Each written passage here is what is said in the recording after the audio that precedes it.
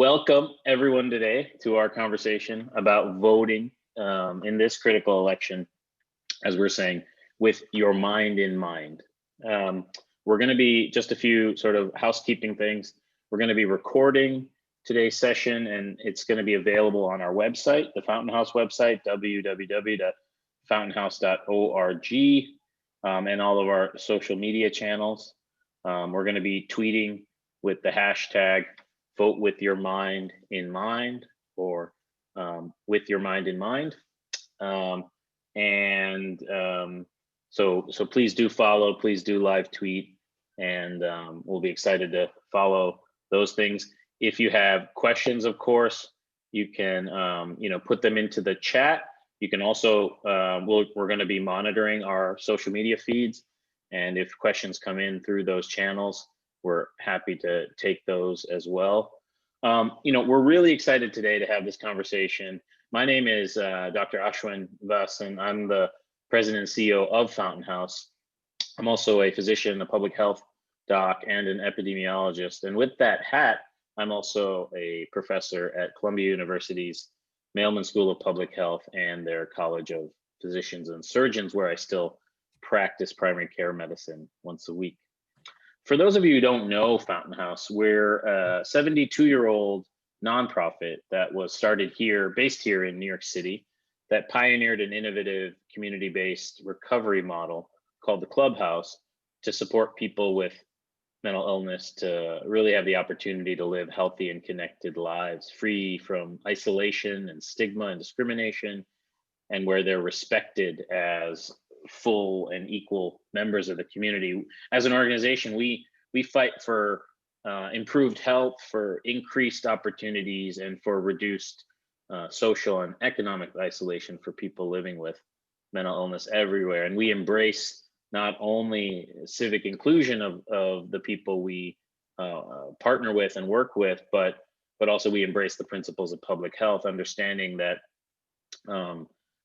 the ways in which we bring people into full participation is by really not only focusing on their needs, but also really focusing on risks and what we're doing in communities and with policy to foster an environment that is either positive for mental health and in many cases not so positive for mental health. And so this conversation today is really timely.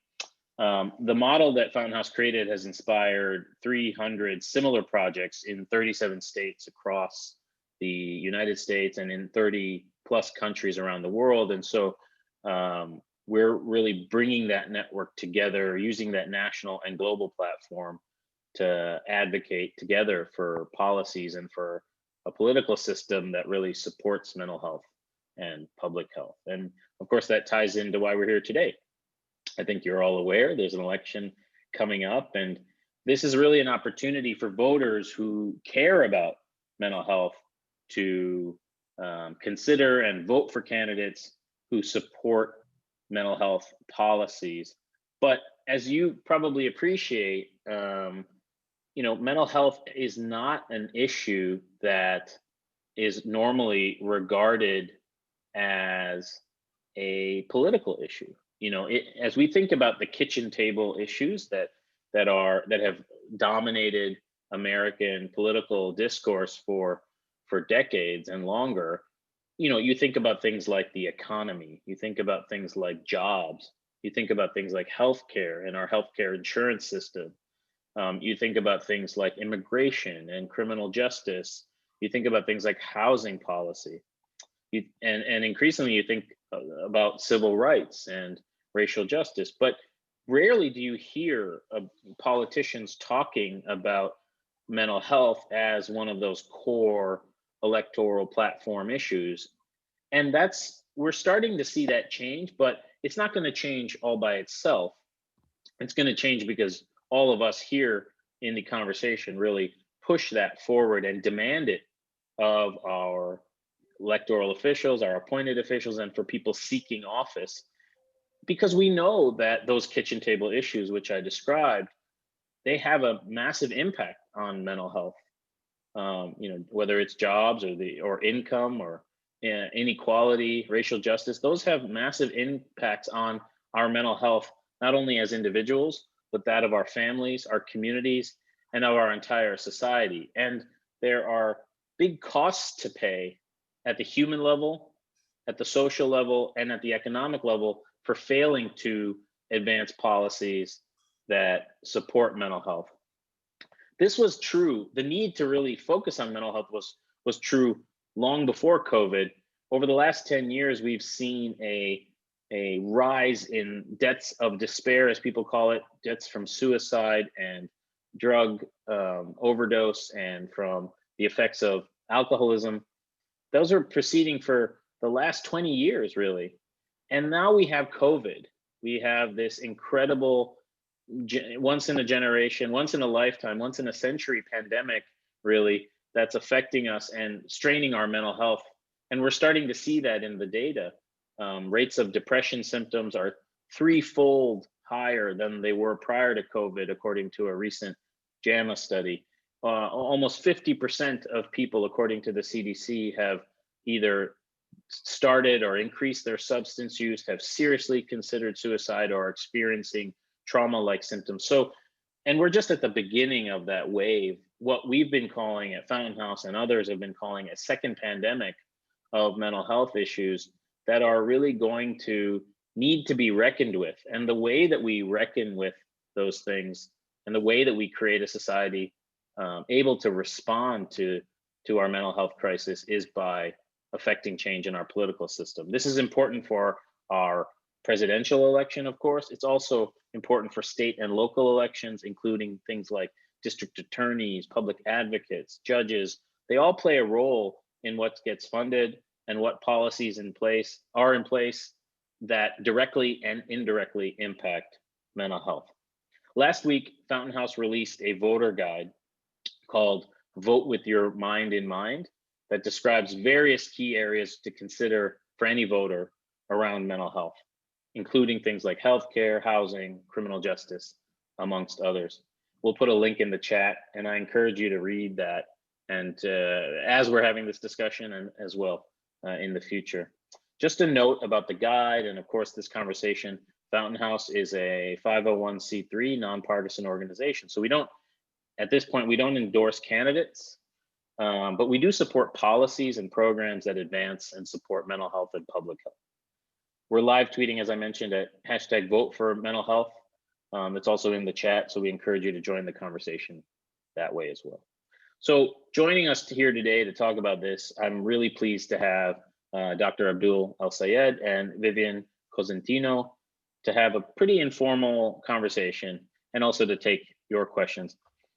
Just a quick background, Abdul is a physician and an epidemiologist. He and I go way back to medical school days together. And since then, he's served as the health commissioner for the city of Detroit. He's run for governor of Michigan in the Democratic primary. He's authored several books, with a new one coming out soon. And he regularly writes and appears in major media. You've probably heard him on CNN, where he serves as a commentator, or as the host of his crooked podcast, America Dissected, which I strongly encourage you to listen to. We're also really thrilled and grateful to have Abdul working directly here with Fountain House for the next several months through January as our senior political advisor, helping us to shape our political advocacy and engagement over the next years to come, using his experience to help us think through how to most effectively work with our members and our team and partners to push mental health and public health first policies. Vivian Cosentino is an advocate. She's been a member of our Fountain House community for over 5 years, where she's contributed her talents and her skills as a writer. It's provided bilingual support to our Fountain House community, as well as other mental health clubhouse projects across the country and the world. And so we're pleased to have both of you here today. So I'm going to just start by kicking a question to my friend Abdul. I'll start by asking you, look, you've been in the trenches yourself. You've run in the Democratic primary for governor of Michigan. It doesn't get a whole lot bigger than that. And you've also been on the receiving end of our policies and politics from elections as a former health commissioner of Detroit. In your mind, is mental health an issue that gets enough attention in our political campaigns? I'll tell you, Ashwin, first of all, thank you for that fantastic introduction. Really grateful to be here with you all today, and really grateful for your leadership and Vivian's leadership on these issues. I'll be honest with you, right? It is not an issue that gets the level of focus and the level of optics that it really deserves, as it frames so much of our lives and our livelihoods. If you look at the literature, it tells us that 15% of Americans at some point will have a diagnosable mental illness. And you think about how many issues actually affect 1 in 6 Americans. You'd expect that this would be such a dominating issue on our minds and in the public debate, but unfortunately it's not. And part of that is because we continue to implicitly allow these issues to be stigmatized, and therefore people with mental illness to be hidden from view and discriminated against. And that is part and parcel of the issue, is that this remains, for all intents and purposes, a hidden epidemic, one that we need to be bringing into public view, and we need to be engaging our public discourse around thinking about. Because if we cannot get it right, if we cannot have the conversations that we need to have as a society about an issue that affects 1 in 6 of us, I worry a lot about whether or not we're going to be able to propose and engage with and ultimately enact and execute on the public policies that we need to take on stigma and discrimination against people living with mental illness. And this is personal for me because my family has been heavily affected by mental illness, and it's also personal because my wife is a psychiatrist, and every day we have a conversation about why it is that so many people feel like that they're not able to live their best lives in our society because we're not having this conversation. So really grateful to you all at Fountain House for thinking about how we move this conversation, and really grateful to all the leaders out there living with mental illness who are really calling on us to have this conversation and make sure that this is a topic for conversation and debate when we think about who our elected officials ought to be. I want to actually ask Vivian, you're a voter, an advocate, and a member of Fountain House. Can you first tell us a little bit about you, and when you are listening to candidates and you're thinking about how you're going to vote, what do you want to hear from your candidates about their mental health priorities? Hello. Hello, Abdul. Thank you for having me. I just wanted to start off with that. Thank you to Ashwin and Fountain House for having me. What do I want to see? I want to see better outcomes in treatment. I want to be treated as the same as a person with a physical ailment, and I want to be, ultimately treated as a human being. So, yeah.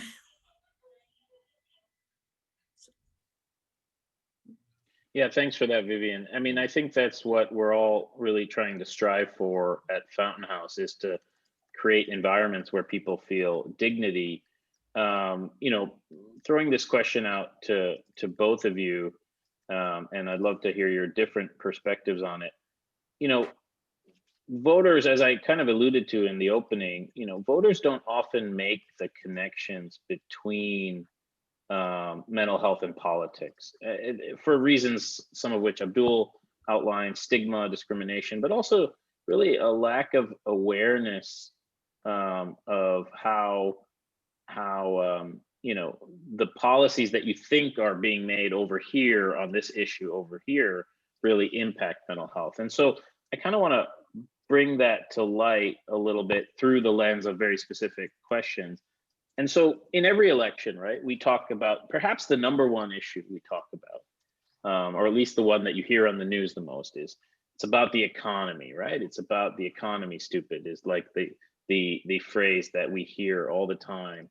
It's about jobs in the economy. And is our economy doing enough to create opportunity for enough people while preserving for some priority on things like growth and strength and innovation. How do you, Abdul and Vivian, I'll kick it to Abdul first, but how do you see the connection between these issues like the economy and mental health? So, for me, I have a deep frustration with a conversation that talks about or centers the economy without asking why it is that some people are excluded from the economy. And the way that our society treats people with mental illness, the way that our society fails to engage with the obstacles that too many people face to being a quote unquote part of the economy is part of the issue. But then broadly, right, we should not have to care about taking on serious issues that 1 in 6 Americans will face in their lifetimes, and many, many more will face because of that, with the economy in mind. Like, why does this have to be about making money, right? Why does this have to be about economic engagement, right? At the end of the day, there is something that Vivian said that I thought was really profound. Should be to be being treated as a human being, right? And we know that when any of us suffer, there is something about that experience that we need to take on. And more importantly than that, anything that bars people from being able to engage in the world as a full human being should be something that all of us are worried about and all of us take seriously. It shouldn't just be about economic activity or economic opportunity or quote unquote being a productive member of society. It should be about the fact that for 1 in 6 Americans, for people living with mental illness in this country, that they are barred from full access to the experiences that anybody and everybody ought to have with dignity and engagement. So we can't just operationalize these questions through a lens of the economy. We've got to be asking, what is it to be a full human being, and why is it that our society continues to put up barriers to people being included and feeling that they have full access to all of the parts of society. Vivian, as you think about your experience as an advocate and a leader in this space, can you speak to some of the public policies that that you feel like have barred you or barred people that you know and love from access to that idea of just being whole and engaged and present as a member of society? Can you repeat the question again? Sorry. No, I was just asking, you talked about being treated as a human being and, all of the ways that that society tends to exclude and marginalize people with mental illness. Can you talk a little bit about some of the ways that our public policy or our political system have excluded you or people with mental illness right now, and the kinds of things that you feel like we really need to change right now? Sure. I am I'm a member of the Latinx community, and I will start with my own experience. I was diagnosed with a mental illness uh, a while ago, maybe like 8 years ago, and one experience I had was that I needed uh I needed coverage. I didn't have that at the time because I didn't think that I would end up in the hospital. I've never been to a hospital before my diagnosis or um anything like that. So this was my first time, uh and um I was denied Medicare. So I was denied, I'm sorry, Medicaid. I was denied Medicaid, and someone and also emergency Medicaid at that. And I and then someone else who wasn't Latinx, someone else asked for the same, was in the same predicament that I was, and she got it. So so so that those are the disparities that I see in this realm. Ashwin, I want to ask you, as you think about building out the presence and engagement of our politics and our public debate with the challenges and the obstacles and the stigma and the discrimination that people with mental illness face in this country. How have you thought to think about, how have you thought about leveraging Fountain House to build civic participation for people with mental illness, and to create a space where we normalize these conversations and we invest in making sure that the voices of people with mental illness are heard? Thanks, Abdul. Yeah, I mean, I think we're doing it right now. You know, I think that too often folks like Vivian and so many other are shut out of rooms like this or Zoom chats like this. And, you know, and what we fail to do when we do that is really lift up the direct impacts of our policies, our programs, the decisions that are made in rooms where it happened, so to speak, how they affect real people. And all you need to do is go and look back at movement politics from the past around health, even if you look at the HIV movement, but even the cancer movement, the disability rights movement.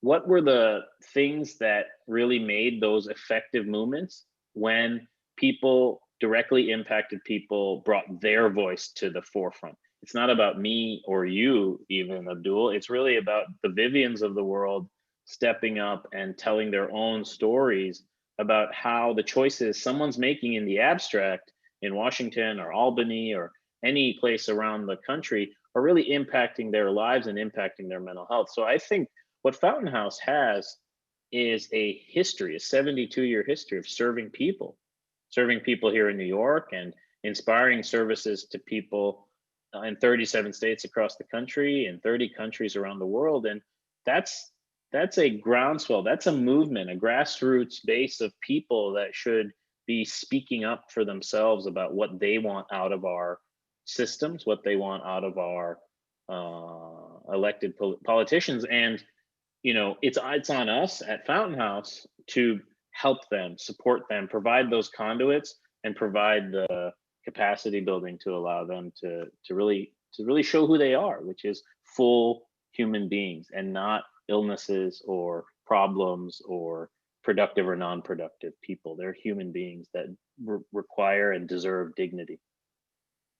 You know, Abdul, you've been pretty outspoken about healthcare and your views on healthcare. I think you're publishing a book on Medicare for All that's coming out shortly. You know, and of course, for decades, healthcare has been amongst the top, if not the top issue debated in our society. What's the right system? How do we provide it? How do we pay for it? Knowing, as we know, as public health folks, that we spend more than any country in the world on healthcare, and we have meager, disappointing health outcomes to show for it. So whether your flavor is Medicare for All, whether you're about protecting and expanding the ACA, or whether you come from a totally different angle on that issue and you say, well, no, none of it's working, we need to blow it up. How do you think of this issue in your respective role, and how it pertains specifically to the mental health crisis that I started to describe in the beginning? Yeah, Ashwin, I'm glad you brought that up, because it makes no sense that we segregate the head from the rest of the body when it comes to the healthcare system, right? So, you know, it's not just mental illness that we don't treat on par with physical ailments, but it's also, you know, ocular disease, eye issues, or ear issues, or even dental issues. So everything in the head, like, does not get treated with the same dignity and respect. And let's be clear, the most important organ in your body is your brain, right? You and I both know that through our medical training. And so the fact that we've created a system that discriminates against mental illness and does not provide basic treatment for folks suffering, living with mental illness, that really is a critical issue. And I think part of the problem is that we have not done a good job really bringing to the fore the ways in which mental illness has to be considered when we think about the overall health of an individual, right? And there's still a certain stigma about mental illness. Vivian, you shared a really heartbreaking story about being denied emergency Medicaid in your experience. And what do you wish every doctor, what do you wish every healthcare bureaucrat, what do you wish every policymaker got right when it came to taking care of people with mental illness and making sure that you get the care that you need? To wake up, to realize that mental health is, I'm of the belief that mental health is the same as physical health and should be treated as such. Because if we don't have, and I always make this point, if we don't have the brain, we don't have the rest of the body. The brain is the thing that controls everything, and that's what I want doctors to realize, and that's why it has to be considered within the same realm. But I wanted to ask both of you a question. What can we as voters do to make sure public health is taken more seriously, so we don't have the same continuing outcomes that we are experiencing now? So I'll take this, and I'd love to hear what Ashwin has to say as well. Look, the most important thing that we can do around these issues is lift our voices and speak directly with elected officials and candidates for office about how you're thinking about these issues. It's not just the issues that you vote on; it's about why you vote on those issues. And I think sometimes we fail in our public advocacy to be very direct and honest and open about why it's so important that we're supporting policies like mental health parity, why we want support for organizations like Fountain House, why it is that some of the laws on the books are discriminatory against people with mental illness, and we need to speak specifically about it. Every time we fail to bring up mental illness specifically, right, we are contributing in some respect to the stigma of mental illness, and so we need to step up and speak directly to it. The other thing that I think is extremely powerful is stories, right? Vivian, when you shared your story about being excluded from emergency Medicaid, right? That really is powerful because people care about you, right? And sometimes we talk about these issues like they're abstract issues, but really they're embedded in real people's real experiences. And when we hear about those real people and their real experiences, it puts a name and a face and a story to that issue. And so I think we've got to be really good at sharing our stories. And Vivian, I really appreciate your bravery in sharing yours. Ashwin, I'd love to hear your thoughts. And then also just to add to it, you're a practicing physician. Why do you think that sometimes we don't pay as much attention in the public debate about mental illness as we do about other kinds of illness? And also, how does that change the way that physicians practice? Yeah, to the first question, Vivian, I think exactly what Abdul said is right. Voters can take ownership of this issue by telling their stories, putting their stories out there, and making the links that we're talking about here to those stories, right? I think it's very easy for our elected officials and for people in politics to not really think about or look at the mental health and health impacts of some of the policies they're making and choosing to do or not do in housing and in the economy and in immigration and the like, right? It's very easy for them to ignore it because we're not holding them accountable for those outcomes. We're not saying people are living and dying, and the policies you're supporting or not supporting are actually deciding who lives, who dies, and how well they do both in this society. And the same is true for mental health. I mean, I think the more that voters can not only educate themselves, and I hope this guide will go some way to pushing that forward, educate themselves about the links between their own mental health, that of their families and their communities, and these kitchen table policy issues, the more that they'll be armed with the stories, their own personal stories, backed up by the policy and the data to say, look, this not only has an impact on me, the choices you're making, but it's impacting thousands, millions of Americans. And you need to wake up to the fact that there are effects that we are going to start to hold you accountable for in a electoral contest. So that's what I would say in terms of what voters can do. You know, to your question, Abdul, about physicians, the reason I continue to practice, is that I want to stay close to where I feel I can get the clearest view of the problems that I'm trying to address in my life's work. And I don't want to get too disconnected or too far removed from that. And being with patients, being with training doctors helps me see a tiny window, and it's a privileged window into the lives of people who, you know, I might not share a lot with, but we share that space, and they are giving me and endowing me with the privilege of hearing their stories. It's then my responsibility to take those stories into corridors of power and influence and access, and lift those up, especially when there aren't enough conduits for them to lift up those stories themselves. Why is it that I mean, you know as well as I, Abdul, the time we spend training on mental health in medical school is almost nil. You know, you get one rotation in psychiatry, you maybe get a couple of lectures about neuroscience, and that's it. You don't get any connections between brain, body, physical, and mental health integration.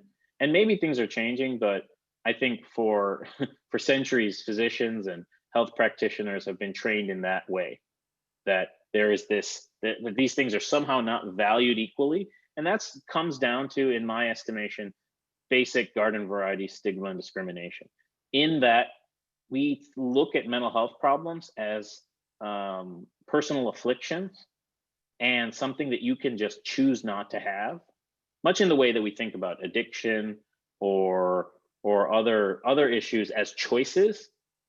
We try to frame mental health as a personal affliction that's somehow a character judgment rather than a disease, even though there's a preponderance of evidence and biology and biochemistry to back up the fact that these are diseases, that they have a basis in science.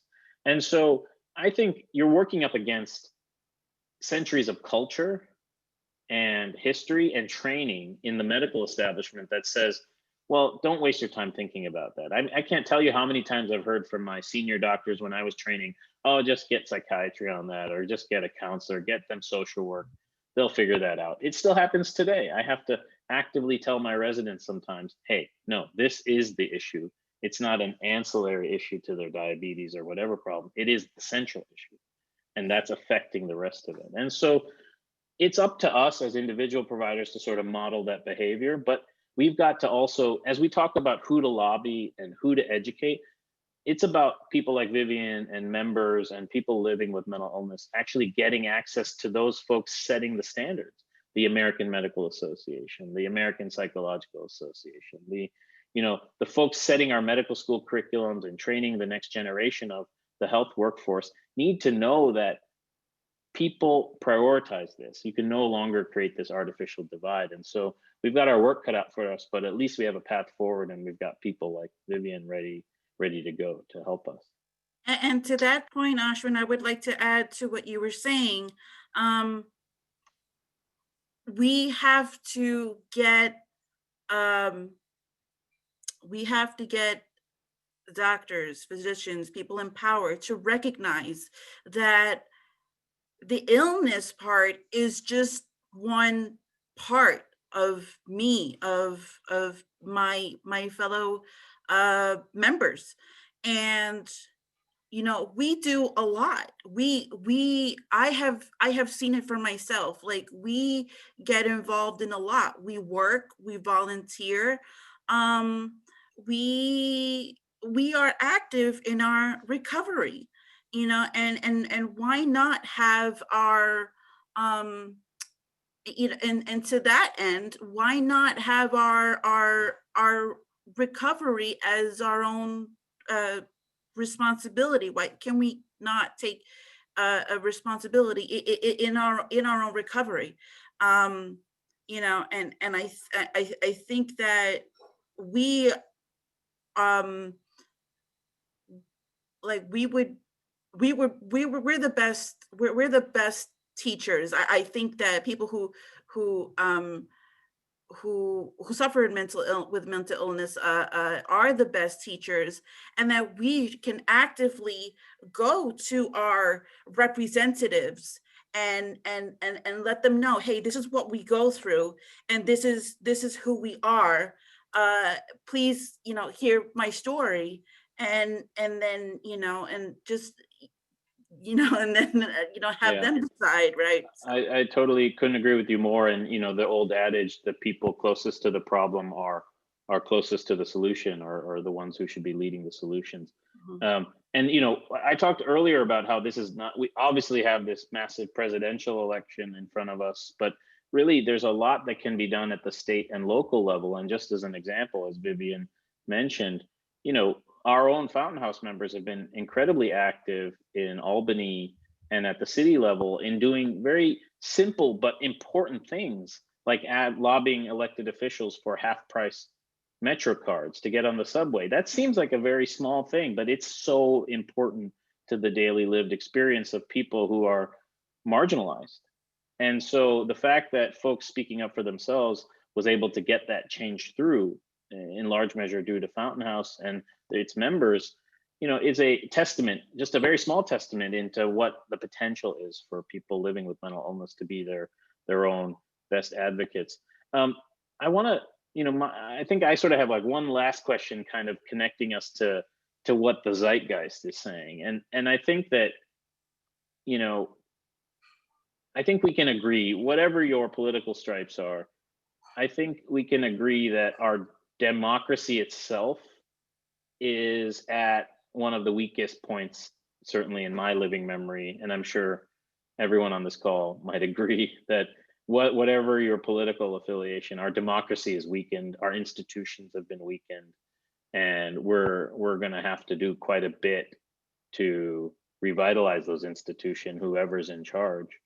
And so I know that causes me, as Joe voter and as a father and as a citizen, no small amount of anxiety and fear, mainly for my children, right? I have 3 small children, and I worry about their future. I worry about the world I'm bringing them into.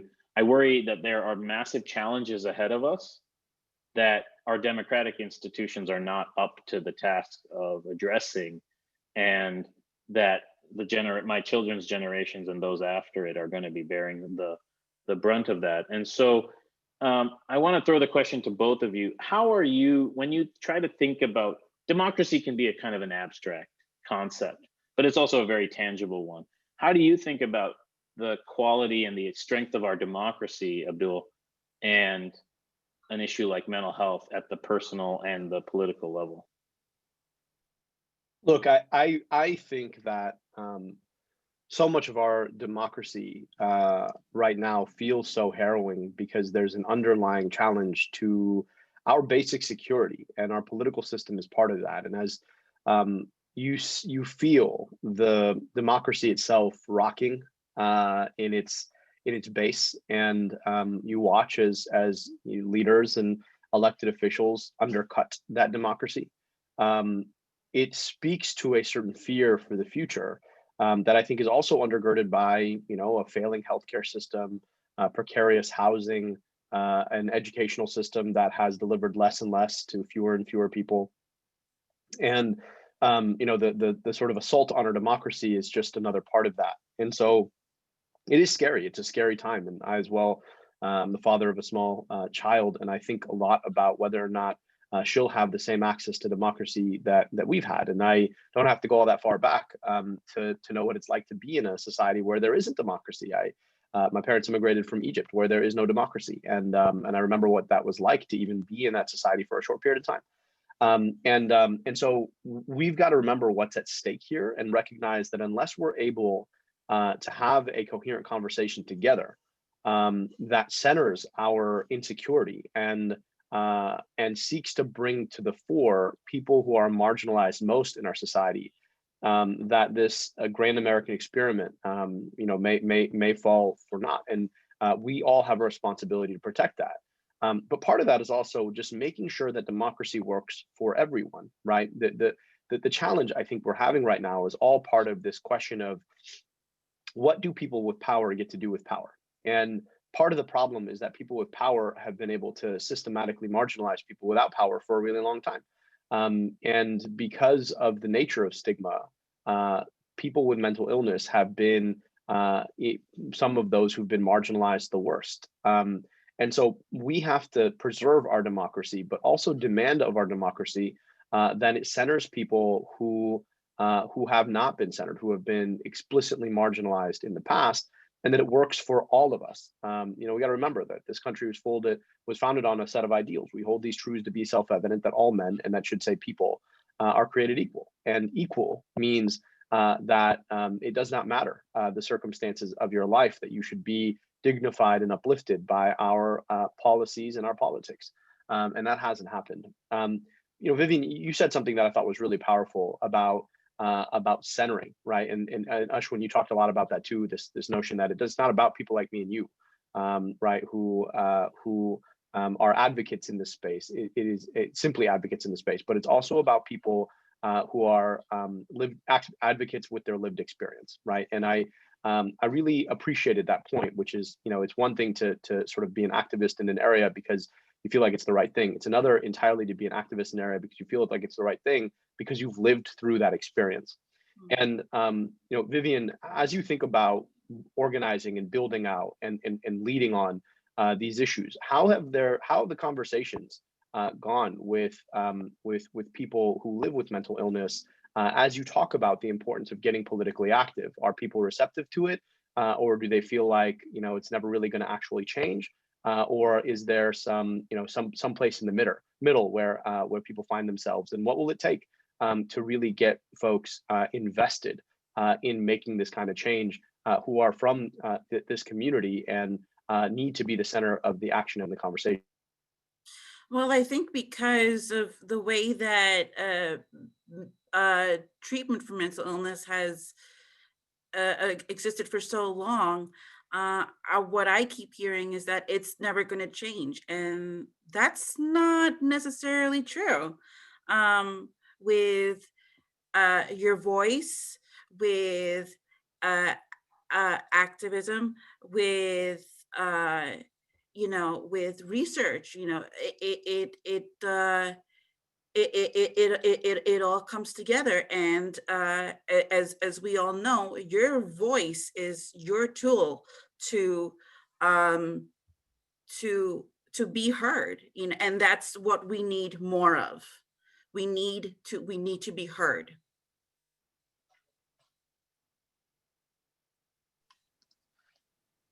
As you think about that that need to be heard and that lifting of voices, when will you know that you're having success? Like what are the metrics that you feel like you can take back to the community and say, no, listen, here's what we lifted our voices to do this, and this is what we got out of it.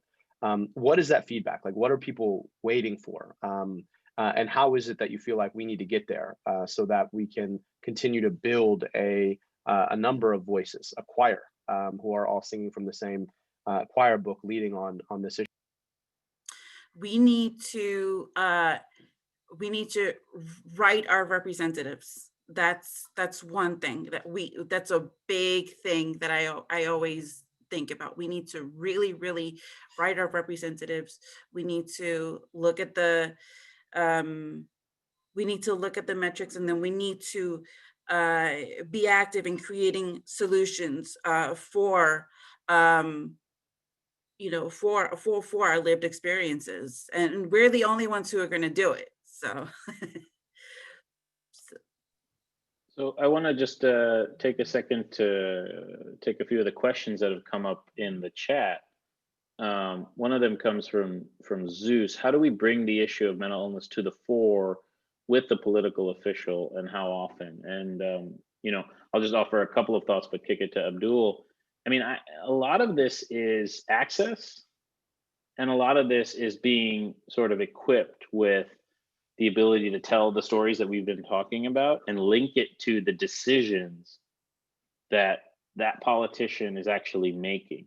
Because at the end of the day, you can educate a policymaker about an issue, but their next question is going to be, what do you want me to do about it? because I have these tools in my toolkit. I can write a law, I can amend a law, I can work to get a law vetoed, I can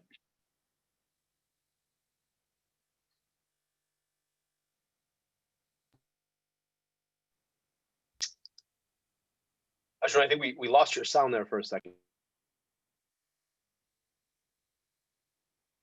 Can you hear me now? Yes. Is it clear? Yes. Okay, sorry about that. Yeah, technical difficulty.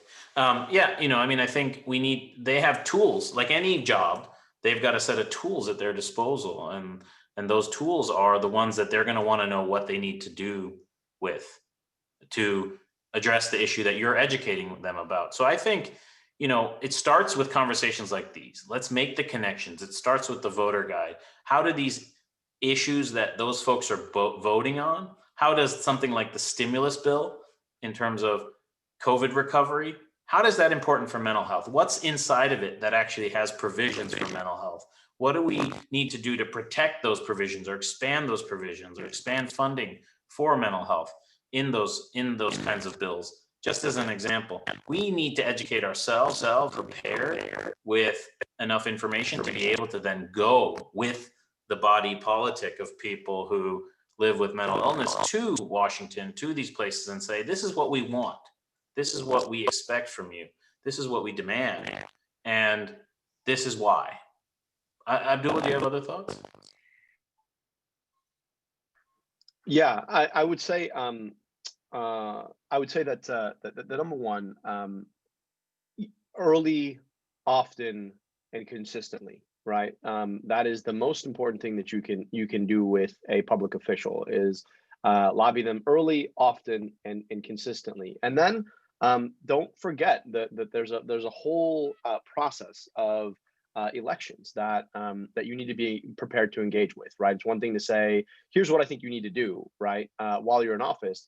But there's another that says, okay, well, you know, now that you've done what I want you to do, I'm going to make sure that you get reelected because you're a leader who cares about my issues. Or if you fail to do the thing I want you to do, then at some point, you should know that we're going to advocate against you. And that ability to organize a group of people so that they are being engaging collectively, as Vivian said, right? Writing your public officials, calling your public officials, being engaged in the electoral process, I think is really important. So, you know, we've got an election coming up on November 3rd, but that doesn't mean that the politics ends on November 3rd. In fact, it's just getting started, because on November 4th, right, you then hold your elected officials accountable and you start engaging them on the public policy that you need to change. And so it's a process, and I want folks to understand that that politics and public policy formation is not a once every 4 years or once every 2 years kind of thing. It's an everyday kind of thing, and we have to be early, consistent, and in as many ways as possible, communicating what it is that we want our public officials.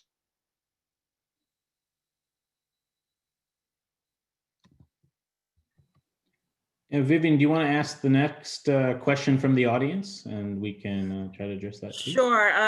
It says, can we, through political action, minimize the restrictions imposed by HIPAA laws by doctors so families can be a part of really supporting treatment of their adult family members? Absolutely. We have to, it's really important to hold our leaders and our public officials accountable. So, so, you know, write those letters, knock on their doors, you know, you make your case known, like, you know, and as you're doing it, as you're going through the process, it's something very powerful. So yes, absolutely. Political action. Yes. Yeah. Yeah, I think the person who asked the question is really raising a critical, Richard, you raised a really critical question for families who, and as the family member of someone who lives with mental illness, I feel this too. You know, you want to be involved, you want to be there for your family members, you want to be able to support them. And while they certainly have the full rights and all of those things, you want to be able to help them, particularly when they don't have the capacity to help themselves. And so certainly there are things we can do to have that conversation about privacy versus security of the person, right? And there's a lot being done with groups like mentalillnesspolicy.org and others who are advocating for this treatment advocacy campaign coalition. So there's ways to get involved. There's already policy statements out there that you can get involved with, and they're very active in Washington about those very targeted issues. I think one of the distinctions we have here at Fountain House is that we're focused on the people themselves. We're focused on people with lived experience themselves, affected people living with mental illness. We care about families. I'm a family member. Abdul's a family member. But really, we've had a lot of family members driving the discussion. What about the people with lived experience themselves? And too often, it's not always possible, but too often those conduits are shut out. So we need to find the right conduits and to find the right balance. And Fountain House is really committed to lifting up member voices in that way. Abdul, any thoughts? Yeah, I just want to add that, I know that it can feel like a burden for folks who may not be feeling well, to feel like they have to take up this mantle of political activism and advocacy. It's one of those things, though, that's best done as a community. And what I always tell folks is that, look, no matter what the circumstances is, different groups of people, different people are going to have different abilities at different times. But if we as a collective are committed to this issue, then we do what we can when we can, and leave it to the logic and the will of the community to get this work done. And that's also why it's so critical to have advocates, activists, and allies, right? That we as a collective can shepherd this movement and move it forward, bringing our different voices and our different perspectives to this particular issue. But the key thing I want folks to appreciate is that, like, you don't have to take it sitting down. We don't have to be okay with a society that continues to discriminate and stigmatize people with mental illness. We don't have to be okay when our medical system explicitly discriminates against mental illness. We don't have to be okay with it when our civic space fails to even recognize our humanity, and that there is a way forward around advocating and engaging with the process that sets those norms, those mores, and those public policies. And I think folks like Vivian say it best when they say, look, we've got an opportunity to take on our elected officials and make them pay attention to us, and make them recognize the issues that we face by bringing our lived experiences to the fore. And so I just really appreciate that. And I just wanted to echo that, right? That don't feel like you have a responsibility to write this many letters to this many policymakers tomorrow, but that as a community, we have an opportunity to change the conversations, to change the space, and to create a world that is less discriminatory and less stigmatizing of people with mental illness. Just working our way through the comments and the questions. Laura mentioned a lot of times it's hard to advocate when one doesn't feel mentally well. I imagine it is. Vivian, how do you respond to something like that? That's a very true comment. To someone who doesn't live mentally well. Sorry, I wasn't paying attention. Okay, no, I was just saying it's hard to advocate, hard to be politically active when you don't feel mentally well. How do you respond to that? I mean, I think the answer is of course, but do you have any thoughts on that for yourself and how you think about that? So see, this is where your community is I would say your community is your unity. It's just where you have to reach out to your peers, people who are going to support you. Okay, this is why that's so important. If you're not feeling mentally well, please just please have a friend, know someone that is going to that is going to support you, that knows your it helps to know your issue, and they would be glad to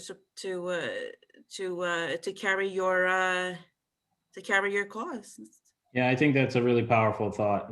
We all need support, and at its core, Fountain House is a community of support. Clubhouse programs all around the country and beyond are communities of support. We all have our communities of support in our own ways. And so when you're feeling when you're feeling like you can't do it, leaning into those communities is a great way to find that strength and that resilience that you have within yourself. Someone said disease or character flaw. Is there no third option? Can we decrease stigma? I think that's the whole point. It's not about my framing of it or Abdul's framing of it. It's about how your voices come to the fore to reduce stigma. How the stories you tell, just in the act of telling the stories, you're humanizing yourself to a society and a political system that doesn't always regard you as fully human. And that's a sad truth. But I cannot do justice to that in the same way that Vivian and others can.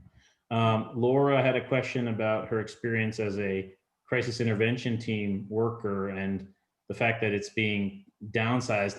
I think that Fountain House has been very active on this issue. In particular, we criminalize mental illness in this country. The criminal justice system is the largest provider of mental health services in every state.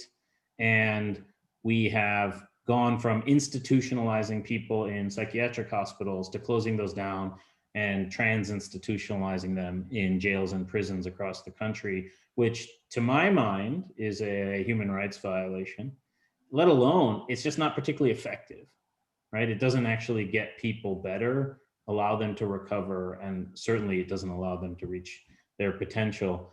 We've seen some of that criminalization occur at the front end of the system in terms of the contacts between law enforcement and police and the pretty toxic intersection between policing and mental illness and racial injustice, like with cases like Daniel Prude, recent ones in San Antonio. And of course, the case that touches us most at Fountain House, the case of Deborah Danner in 2016, who was tragically killed by NYPD in her home when in distress, having emotional distress. And so, I have a lot of empathy for what you're saying, Laura. I think that the time is for people on the front lines like you to really speak up and say, hey, these are health conditions, health issues. They require a health response that is grounded in real skill and training and knowledge in how to de-escalate and create an alliance, and not arriving with guns and uniforms and escalating interventions that we seem to do all too often. And so there's a lot of momentum now. We are a part of a coalition called CCIT NYC, which is advocating for these reforms. Fountain House has launched a national campaign called Care Responders that includes communities like Cleveland and Ann Arbor and Seattle and East Bay, California, Concord, San Antonio. And we're actually looking at the crisis response systems in all of those jurisdictions and coming up with a national model for how to respond and advocate around change. And I think there's a lot of momentum here. Your voice at this moment, particularly with the mayoral election coming up, I don't know if you're based in New York, Laura, but wherever you are, there's local elections happening. And most of the dollars that are forming the crisis response system in your local area are locally controlled. And so there are ways to get access, to advocate, to push your candidates to take a treatment first, mental health first, a therapeutic first response to mental health crises rather than the punishment first and law enforcement first models. And the good news is we have evidence that it works. We know it works in jurisdictions as far as wide and as Eugene, Oregon, and Denver, and a whole bunch of places. So I think there's a lot we can do, and we're happy to continue that conversation. I think Abdul kind of touched about the power dynamics in our society. The next comment, who has the power? I mean, I think it's pretty clear who has the power and how they're using it currently. The opportunity we have at our fingertips is for people to rise up and say, well, all right, well, you're not representing me. You're not representing my needs and my future and my hopes. And here's how I want you to change, and to hold them accountable for that. Abdul, any other thoughts on the power dynamics question? No, I think, part of this is just gaining power for people who have been made powerless by society. And that is our goal here. And, a more equitable society is a society that's more inclusive, of everyone, and a society that sees everyone, and that is what we're working toward here.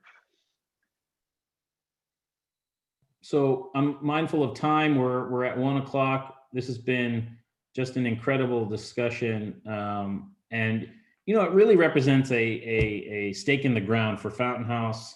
I think for mental health in many ways. This is not common. As I said in the lead-in, it's not common for mental health to be talked about in a political context. Whenever we think about the quote unquote politicization of an issue, we often get squeamish and off-put. But I think we're here today and we've had a great discussion today about why it's incumbent upon us, if we care about mental health, if we care about people living with mental health issues, and if we are people living with mental illness, that our voices need to be heard in these very specific ways and in these very specific arenas to change the conditions around us and change the future for people who have been overlooked for so long. So I'll leave the last words to the two of you before we sign off. Vivian, you want to go first?